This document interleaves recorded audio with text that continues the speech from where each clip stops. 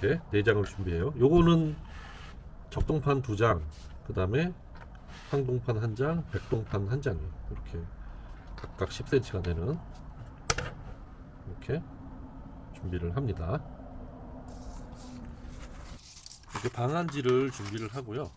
방한지를 10cm 10cm로 그 치수에 맞게끔 잘라줍니다.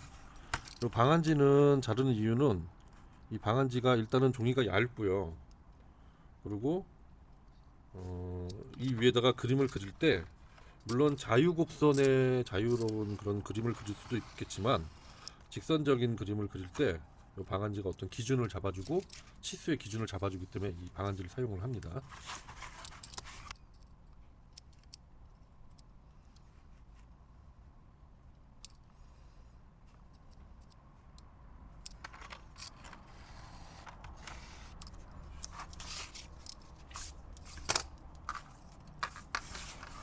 요걸 부착을 할 때는 이렇게 3M 강력 스프레이 접착제로 부착을 합니다. 금속에다가 도포를 하고 그 다음에 이렇게 붙여주면 되겠죠. 이렇게 바닥에다가 넓은 종이를 깔고 약간 30cm 정도에서 떨어뜨려서 이렇게 도포를 해줍니다. 너무 많이 할 필요는 없고요. 특히 이런 구석에 이 접착액이 잘 뿌려질 수 있도록 해줍니다. 이거를 한번 붙이면 떨어지기가 되게 어렵기 때문에 신경을 많이 써서 이 면에 잘 맞춰줍니다. 특히 끝쪽으로, 모서리 쪽 끝쪽으로. 왜냐하면 톱질을 하다가 톱 날에 의해서 종이가 떨어지는 경우가 많이 발생하니까 특히 끝쪽을 잘 붙여줍니다. 대신 조심하셔야 되는 거는 금속이 날카롭습니다. 금속이 날카롭기 때문에 여기 베일 수도 있어요.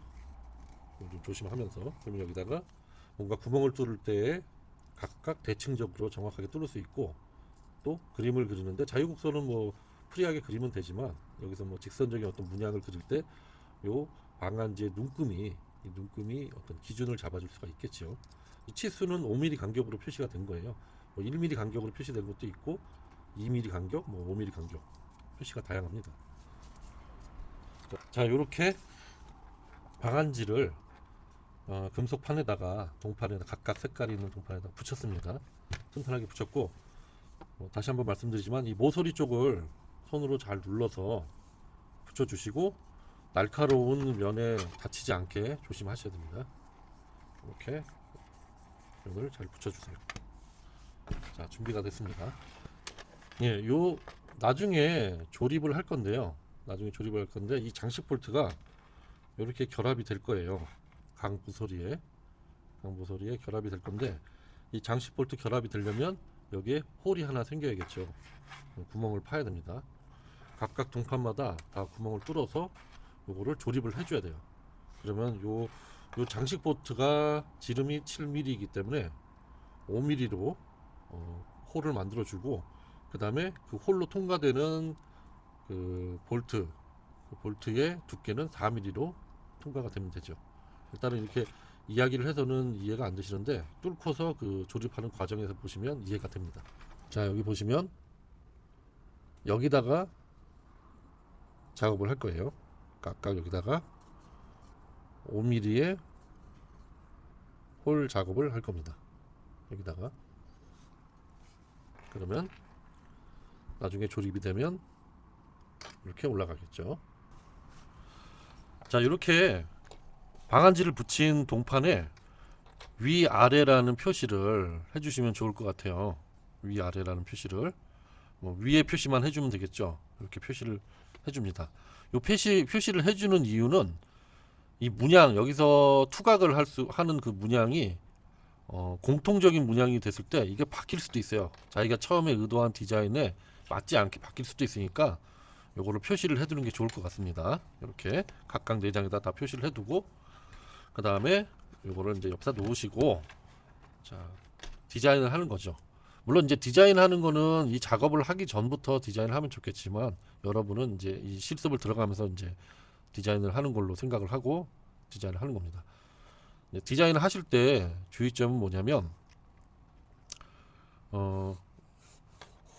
이 안에 어떤 형태가 만들어질 거예요. 이런 굉장히 유기적인 자유곡선의 형태가 나올 수도 있고, 아니면 우리가 잘 아는 어떤 전통 문양의, 예를 들어서 뭐 전통적인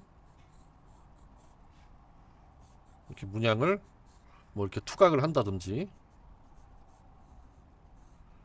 뭐 이렇게 기하학적인 문양의 어떤 형태를 투각을 한다든지 그럴 텐데, 조심해 하셔야 되는 게 뭐냐면 너무 얇게, 그러니까 투각을 한다라는 건 뭐냐면 여기를 뚫어내고 여기를 남기잖아요. 근데 이거 같은 경우에는 동판이 붙어 있는 곳의 면적이 넓기 때문에 이 얇은 동판이 힘을 버텨주고 있어요.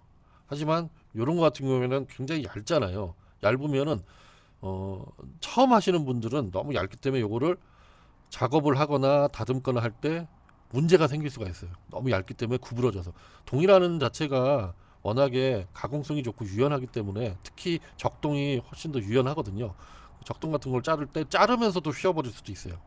그러니까 휘는 게 자꾸 반복이 되면 끊어질 수도 있고, 그리고 나중에 잘라놓고 줄질을, 초보자분들은 줄질을 좀 많이 하게 되는데, 아무래도 절삭 그 어떤 난이도가 높은 것들을 절삭을 할 때 좀 삐뚤빼뚤 절삭이 되기 때문에 좀 이렇게 거칠어질 수가 있어요. 거친 면을 많이 이렇게 줄질을 할 텐데, 그 줄질을 하면서도 이 얇은 것들은 작업이 잘못될 수도 있습니다.